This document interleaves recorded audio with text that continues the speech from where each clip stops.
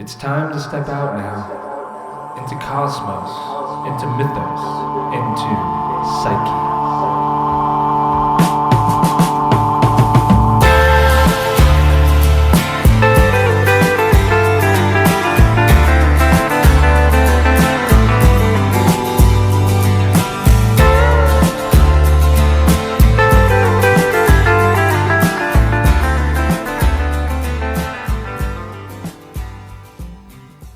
It's a day before Halloween. The fields are brown and bare. The leaves have fallen from their trees, making those scratchy rhythms on the sidewalk. And I guess the skies are going gray. It is the time of year when much of the earth has died and gone dormant. Every year on October 31st, Samhain presents us with the opportunity to once more celebrate the cycle of death and rebirth. In many pagan traditions, Samhain is a time to reconnect with the ancestors and to honor those who have died.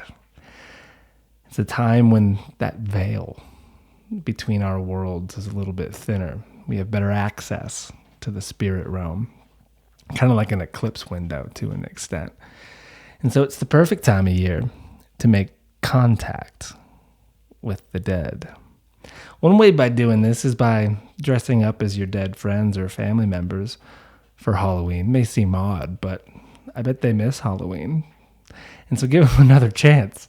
Or you could go like I do as your doppelganger. Just dress normally, cash.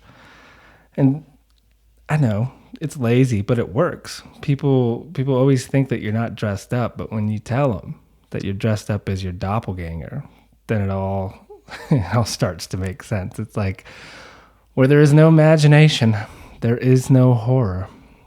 Catch the spirit?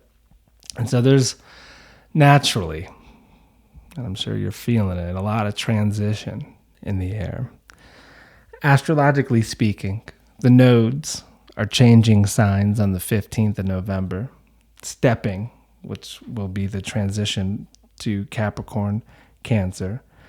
From the hierarchy, we have been scrambling up and into a more gooey, emotive dynamic, hopefully. Heart first, not, so what do you do for a living? And being more interested in connecting to the human being that's in front of you.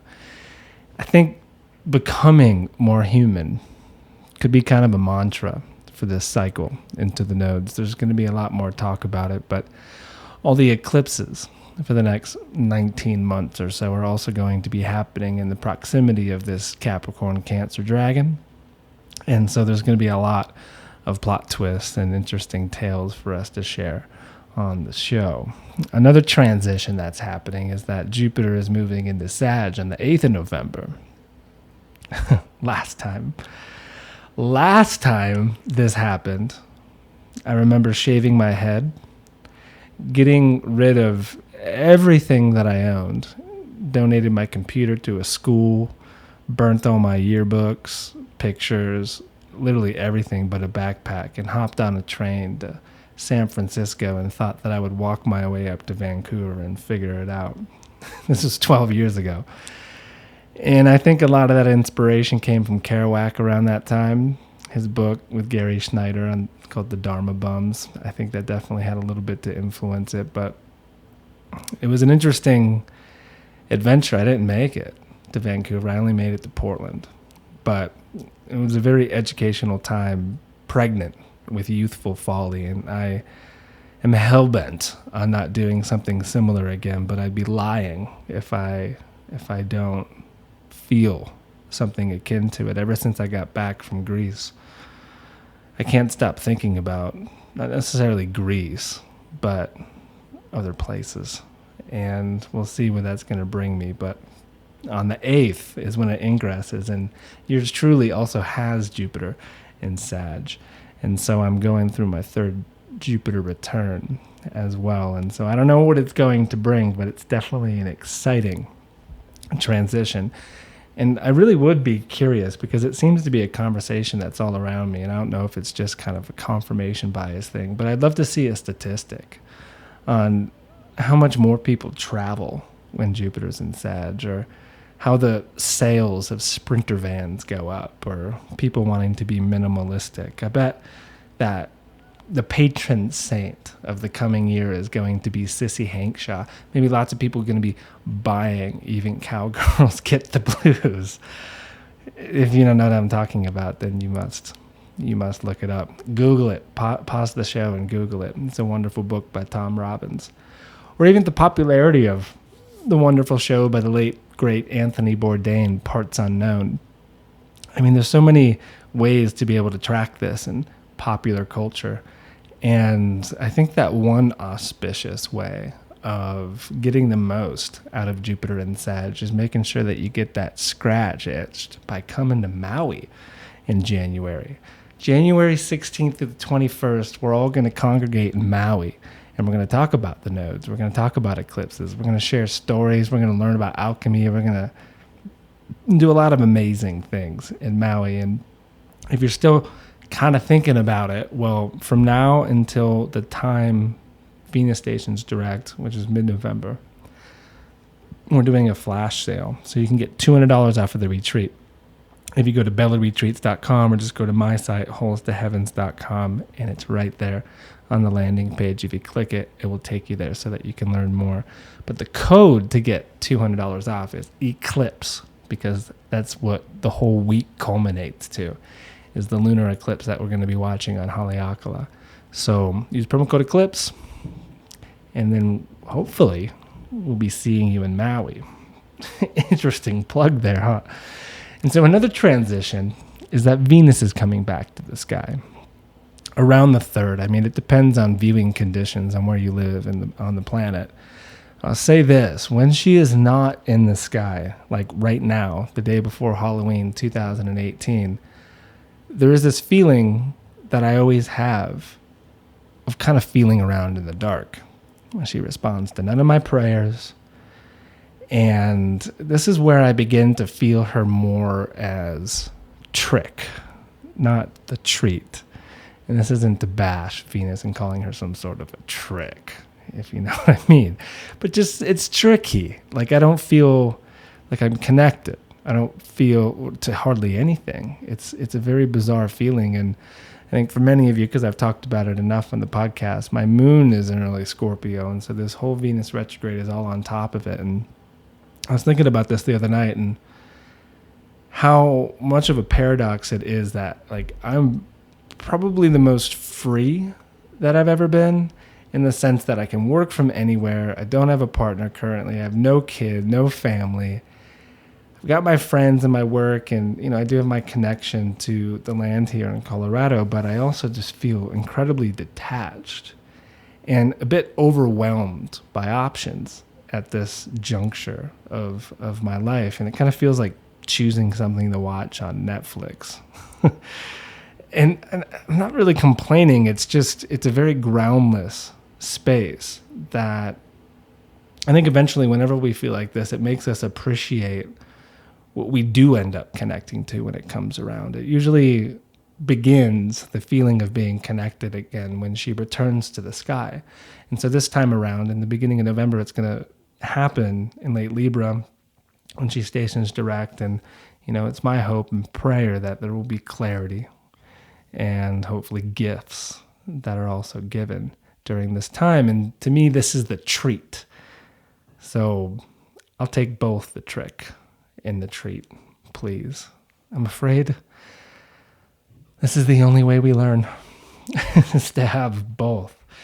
But those are just some of the transitions I'm tracking at the moment in the sky. And there's also an interesting one on the 16th of November when she stations direct. That's also the day that Mercury is going to station retrograde.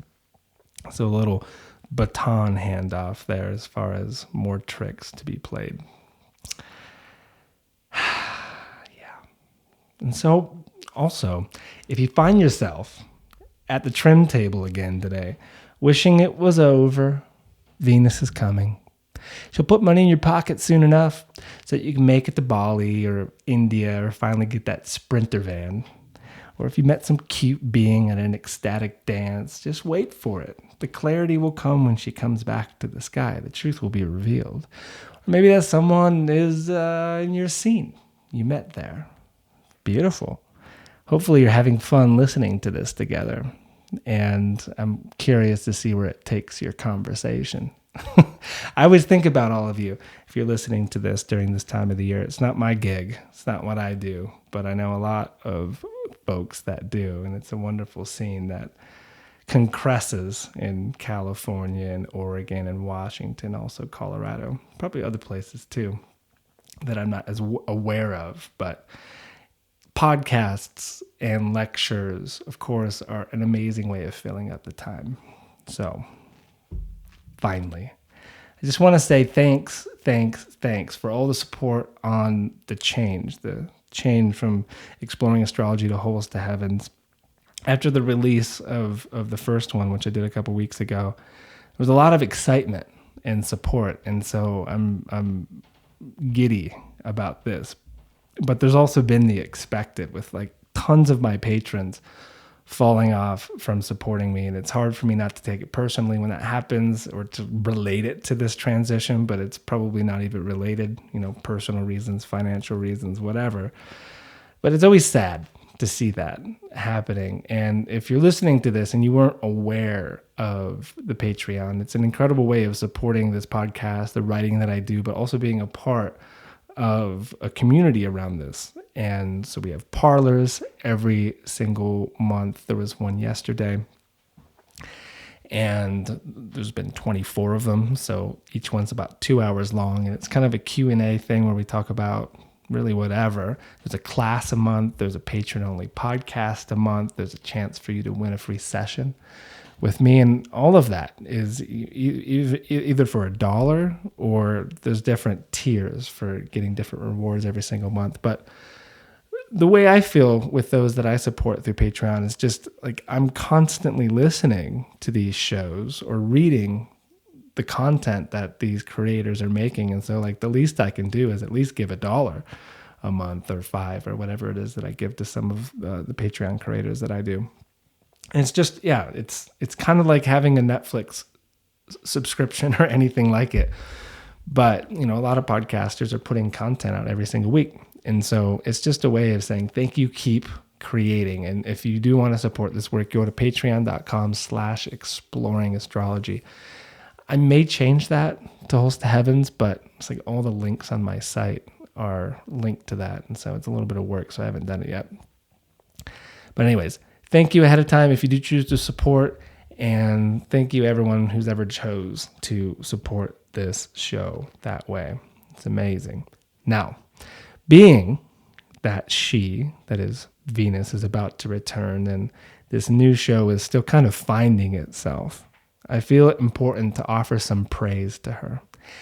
And to help us all remember exactly who Venus is.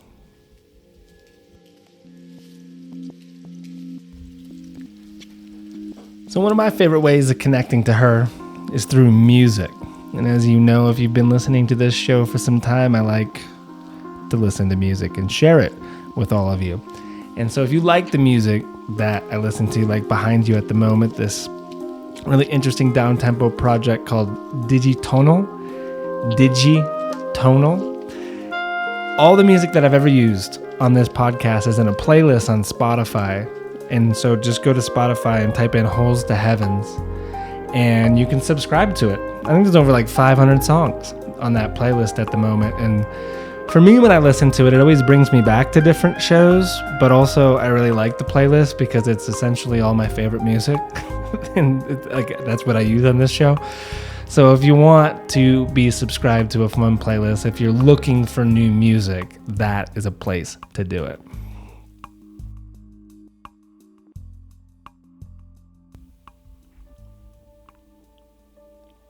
It was on Friday, October 26th, the day of Venus, when she passed between the Earth and the Sun. In my unwritten book, this marks the beginning of her synodic cycle. It is my hope you casted your prayers to her with palpable praise and created a beautiful place for her to land in your home. If you haven't, it's not too late. And so, as she patches up her hook wounds, Inanna is floating towards this world, Psyche is not yet tempted by the box she carries, and Persephone contemplates a pomegranate. It is in this liminal space between Venus's disappearance from the evening sky and her appearance in the morning where we find ourselves. Often a dark space, especially when Scorpio is involved. Yet the promise of a populated dawn is just a week away, maybe a little bit less. So let us remember the birth of Venus. It was sometime between a bang and an ephemeral eon when the trouble began. The right kind of trouble, as some would say. The kind which rears its monstrous head within tough family dynamics. Kronos had become furious with his father. Some say it had to do with time. Others gossip about it relating to space or power. Whatever the case, his grandmother, Gaia, equipped him with an adamantian sickle and all of his Titan brothers with enough vitriol to go and overthrow their father, Uranus, lord of the blue-black sky and all the starry holes to heavens. With a vengeful slice of the sickle, off came Uranus's package. With the blood which poured down came the giants and the nymphs and the Erinyes. With his genitals, which fell to the sea, they floated for a while like plastic in the ocean, foaming from time to time, churning life into those primordial waters. Until one sweet dawn in April, off the coast of Cyprus, the perfect west wind blew from the lungs of the Zephyr into the seashell sails of a radiant beauty. Naked, as we all came, with the exception of 10,000 tiny pearls adorning her, she floated to shore. Waiting on the beach was one of the Horae, a goddess of the seasons, eager to clothe her with organic linens and braid her wild golden hair with the finest of materials. But before she did, Venus took her first step onto dry land. And between her toes sprouted myrtle and rose, which found its way onto lovers' beds throughout the centuries. With her next step, a dove flew out with an olive branch in its beak, making soldiers weep and lay down arms. With the next came milk and honey, the next redwood forest, and the Amazon with its complex orchestra of song and alkaloid-rich medicines. Another, an octopus spiraled out and ate its eight arms as a reminder of her returns in the same amount of years. Another, a starfish, stretching into a 5-pointed star to pay her tribute. Another, phosphorescent beaches and mushrooms that do the same. And this went on, until the world was rich with 5-petaled flowers, the smell of rainbows, and orgasm was finally reached. It was an ecstatic bumble of soft lightning and pink sunrise. It was the kind of scene that would inspire Botticelli so many moons later to capture it in paint. By the time Venus finally reached the Horae, the entire world was already in love. By the time she reached Olympus, Leonard Cohen was already writing slow poetry about her. By the time you have heard this story, too many will have already forgotten. We cannot forget her. We cannot confuse her with our passing desires. For if we do, we can get caught in her riptide and pulled out far enough to long again for her fertile shores. And so it is written, upon the shell she sailed in on, for the love of this goddess, do not forget to praise her.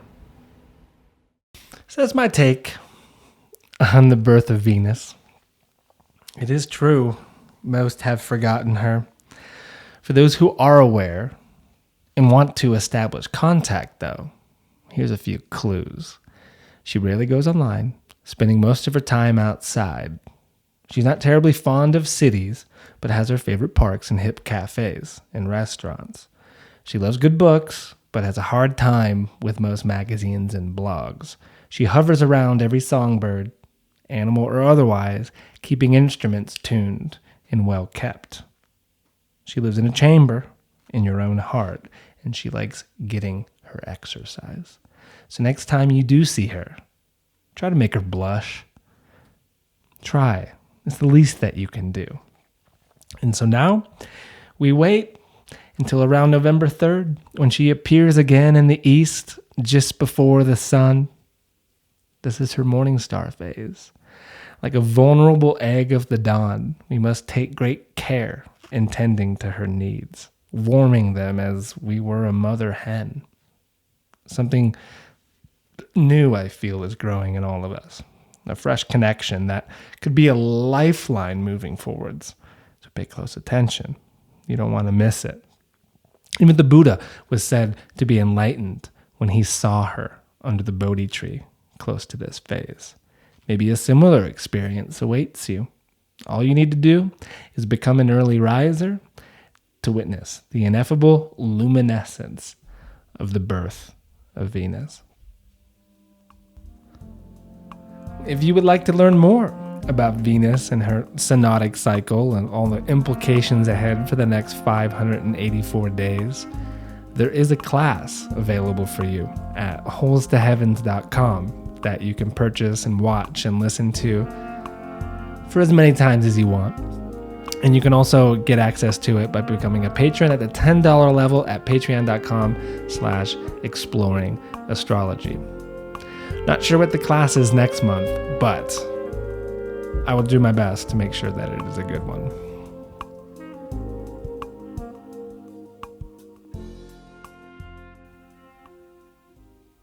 So I think one of the major takeaways for me from that story is where I chose to sprinkle my own spice in between her toes. That is with her first steps. Naked and pure, with every step and breath, we need to be beautifying the world, creating what life cannot with our hands and our language, our eyes, just like her. Just like Venus, we are little star seeds, a bit of the heavenly universe, Uranus, taken by time, Kronos, and fertilized by the mother, Gaia. It's a great standard, I think, to live up to be more like her. WWVD, what would Venus do? To know also that she is always watching. I think it's a good mental exercise to think that not that the hairy, white-bearded man is always watching you, but that she is always watching you. That beautiful man or that beautiful woman or that person that you really care about, their eyes on you, that it actually is eternally on you, if you think about it like this. And so it can then inspire you to create more beauty in your life. Again, that's digitonal in the background. The music behind this story was a Max Richter song called Sleep, and there's actually a remix album of it with a bunch of different versions, which are all beautiful. And we'll get to the final song here in a second, but I just want to comment a bit on the birth of Venus painting. So of course, by Botticelli, Sandro Botticelli, done in 1486. It's become one of the most heralded works of the Renaissance, a lasting symbol, we can say, of feminine grace and beauty. And at the time, it's kind of hard to imagine in this culture that most of us, I think, that are listening live in, of sex selling everything, of pornography being a Google search away, and all of this, but how groundbreaking nudity was in the 15th century. Those pious and prude Christians couldn't handle the glow of the unclothed skin. Times have changed for sure, but there's still the prudeness. I don't know how much it actually has changed, but that's context for it. And also, it's interesting to note that the painting was actually meant to be hung in the bedroom, and like right over the bed, just kind of getting one in the mood, even though there's not the sexual act being depicted in the painting. And I'm sure you've seen the painting. If you've never seen the painting, you should probably Google it right now to get an idea of what we're talking about. But that's the idea. But it was also publicly hidden for roughly 50 years after Botticelli finished it. And so more context. And also there is a companion piece that was actually completed before the birth of Venus, and it's called La Primavera, and it shows Venus in her later days after her arrival, with just everything kind of blooming around her. She's now clothed, she's kind of a maternal figure, and it's kind of an accompaniment piece to the birth of Venus. And so looking up that as well, you can get an idea of how she appeared through the artistic eye of a Renaissance painter, right? And the idea of what I think it is supposed to be communicating to all of us still is that love triumphs over brutality. And so that's the content of the show. I got some interesting things to mention, though, just as a reminder. Use the Eclipse promo code if you want the $200 off of the Maui retreat. If you want to really get the most out of this Jupiter and Sag, and also how there's this amazing Leo eclipse that we're going to witness on Haleakala, use that code at bellaretreats.com, or you can go to my site, Holes to Heavens, and link into it. Also, every Friday, I've been doing this TGIF newsletter that is inspired by Tim Ferriss's 5 Bullet Friday. And I just had this moment when I was in Greece and going through all the emails that were piling up. Like, the only ones that weren't business that I was saving were from Tim, because I really like his 5 Bullet Friday. Very simple, straight to the point. What is he reading? What is he contemplating? What is he listening to? Stuff like that. And I had the thought, I'm going to do something like that. I think it would be really interesting to share what it is that is in my world, and then somehow relating it to the sky and just what's happening in the world. And so if you are not subscribed to my newsletter, you can do so on my site at holestoheavens.com, and you can get this in your inbox every single Friday. If you don't, then that's fine too, but it's just a free way of getting in the loop of what I'm releasing, what I'm writing, and then also this idea of, thank God it's Friday. Let's experience some good art together, something like that.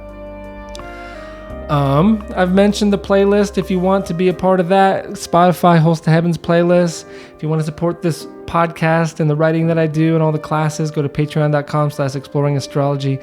This podcast is also brought to you by Solar Fire.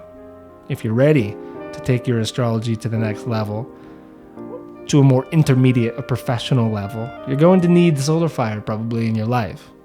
And it's going to be on the Mac soon. And so if you want to get it, use promo code SOMA to get 15% off at their site at alabe.com. Also, this podcast is brought to you by 4 Sigmatic. It's a mushroom company, everybody. And it's an amazing one. And they have this new product that I just got to try called the Mushroom Focus Shot. Comes with a 12 count pack in it, or just in the box, there's 12 shots of this lion's mane and guayusa mushroom shot that kind of tastes like pineapple, and there's nothing artificial in it. It's all eco-groovy, if you know what I mean. And it kind of, I think it kind of helps you see in the dark a little bit. Like when Venus is not in the sky and the moon is waning, it kind of helps you see in the dark a little bit, both literally and metaphorically as well. So if you go to 4sigmatic.com and use promo code SOMA, you will get 10% off of your mushroom shots, but also their wonderful elixirs and teas. And finally, if you are already on my site because of some other things I've mentioned, there is a planetary series that is there, which is all the classes that I've ever done for the public, all packaged up nicely, so you can take your interest in learning astrology to the next level. And also the apprenticeship is going to be available by the end of the year, I hope, with options of tutoring with me and then also still getting certified. But I'm never going to do the apprenticeship course live and in person. Again, it will take different forms. At the moment, I'm just focusing way more on the Patreon and trying to figure out my creative flow once again, especially with this new project. And so that's the idea. I'm going to leave you with a song by Marya Stark. She is an amazing singer-songwriter and storyteller as well. And the song is from her album called The Garden. It's called The Crossroads. And I think it's a appropriate song for this moment as far as our relationship to Venus. Let it haunt you.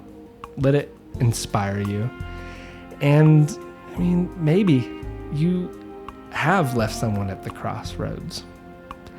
But there are many roads. And I don't know if I fully subscribe to the idea that there's only one road or one person that maybe we left at a crossroads in our lives. I think we just need to forgive ourselves or forgive them. But never forget, always remember the lessons, but forgiveness is a huge balm in these Venusian times when she's not in the sky. And so allow your mistakes to inform you. And with Rahu moving into Cancer, dragon power awaits in the depths of your feelings. And so here's Maria with Crossroads. Thank you so much for listening to the show. I hope that you were entertained. I hope that you learned something. And the conversations/interviews will be returning very soon. That's what the month of November looks like. A lot of conversations that I get to finally share with you again. And so be well, be kind, and I will talk with you soon enough. Thank you again for listening to the podcast. Sorry I wasn't able to share the song. YouTube is a bit more strict than the podcast apps. So if you'd like to listen to the whole show, go over to Spotify, the podcast app, SoundCloud, or really wherever podcasts are found. This is Tree Theater. Ciao.